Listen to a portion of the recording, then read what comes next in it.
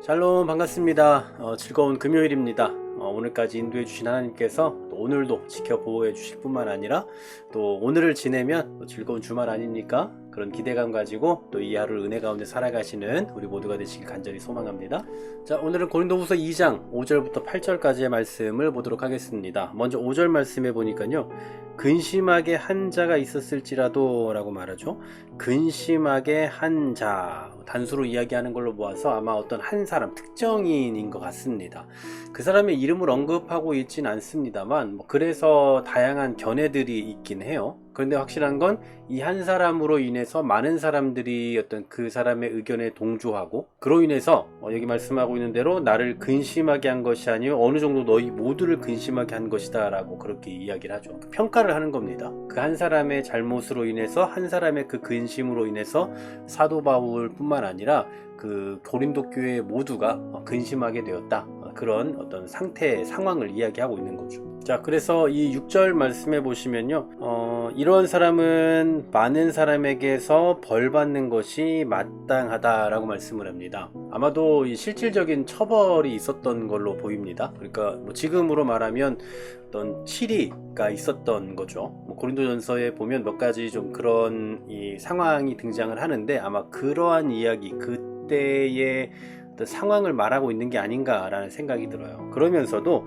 7절과 8절 말씀해 보시면, 그런즉 너희는 차라리 그를 용서하고 위로할 것이니 그가 너무 많은 근심에 잠길까 두려워한다. 그러므로 너희를 권하노니 사랑을 그들에게 나타내라 라고 권면을 하고 있습니다. 오늘 본문에서 이야기하는 이 근심하게 한 자, 어떤 그 특정한 한 사람으로 인해서 많은 고린도 교인들이 그 논리를 따랐던 것 같고, 또 그로 인해서 거기에 적합한 어떤 징계라는 것도 있었던 걸로 보이죠. 그런데 중요한 건 그 목적이 뭐냐라는 것을 이 7절 8절에서 말씀하고 있는 것 같아요. 앞에서는 어떤 근심이라는 단어, 그리고 그에 대한 어떤 벌, 이게 마땅하다, 이러한 표현들이 나오고 있는데 반해서 여기서 지금 7절 8절에서 말씀하고 있는 그 내용들을 보면 또 약간 다른 의미의 표현들이 계속 나오죠. 예를 들면 용서가 나오고, 위로가 나오고, 또 근심에 잠길까 두려워함이 나오고, 사랑이 나와요. 결국은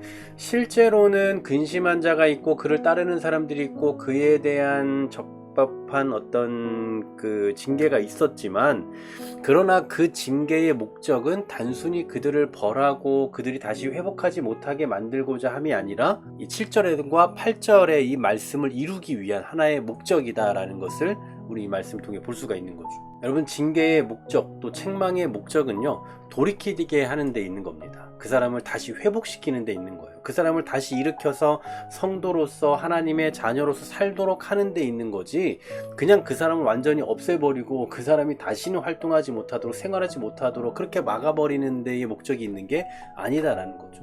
그리고 실제로 우리는 그럴 자격이 있는 것도 아닙니다. 어떤 분들 보면 어떤 잘못한 사람에 대해서 아주 심하게 질타하고 정말 너무나도 심각할 정도로 그 사람을 이 심판자의 모습으로 그렇게 등장하기도 합니다만, 절대로 그런 것이 옳지 않다라는 거죠. 그래서 우리가 기억해야 될 것은 뭐냐면, 심판자의 위치에서 하는 것이 아니라 저를 돕고 또 다시 회복할 수 있도록 돕는 그런 역할, 또한 그러한 모습으로, 그런 마음으로 다가가야 한다. 그래서 우리가 기억해야 될 게 뭐냐면요, 오늘 이 8절에서 말씀하고 있는 것처럼 사랑을 그들에게 나타내라고 하지 않습니까? 사랑을 그들에게 나타내라. 교회는 서로 사랑하는 공동체예요. 교회는 이 하나님 나라의 맛이 있어야 되는 겁니다. 징계라는 것도 마찬가지죠. 바로 이런 사랑을 나타내는 의미가 있어야, 그래야 그 징계도 의미가 있다라는 사실이죠. 실제로 오늘 본문에서도 보면 이 사도 바울은 이 근심하게 한 자, 이 사람에 대한 이름을 언급을 하지 않아요. 어떤 면에서 보면 감춰주고 있다라고도 볼 수 있겠죠. 그리고 더 나아가서 7절에 보시면 그가 너무 많은 근심에 잠길까 두려워한다.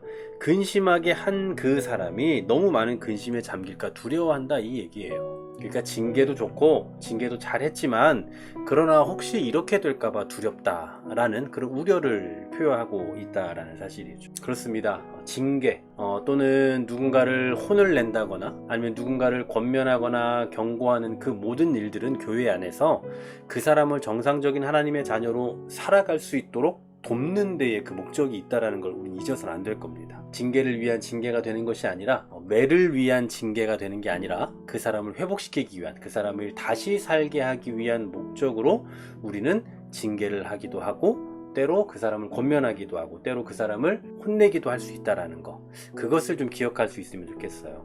근심하게 한 자, 그런데 그 사람이 너무 많은 근심에 잠길까 두려워하고 또 그 결국은 그 사람들에게 사랑을 나타내라 라고 말하고 있는 이 사도 바울의 권면을 좀 기억하시면서 교회를 이루어가고 있는 우리 공동체 안에서 뭔가 문제가 있거나 또 연약함이 발생되고 있는 그런 부분들에 대하여 우리가 어떤 자세로 임하고 있는지, 또 우리 자신을, 또 우리 교회를 다시 한번 되돌아보고 점검해 볼 수 있었으면 좋겠고요. 그를 혼내는 것보다 사랑을 그들에게 나타낼 줄 아는, 또 그러한 마음으로 다가갈 줄 아는, 그렇게 교회를 세워갈 수 있는 우리 모두가 되기를 간절히 소망합니다.